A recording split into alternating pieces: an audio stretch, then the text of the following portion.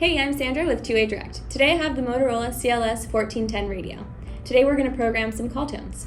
So to do this, we have to put this into programming mode. So you push and hold the push to talk button and the monitor button at the same time while turning on the radio.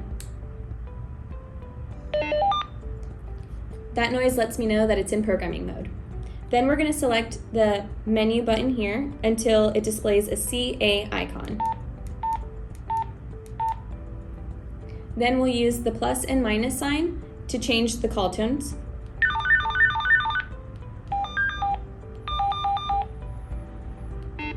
If you don't want this feature, just make sure it's on 0.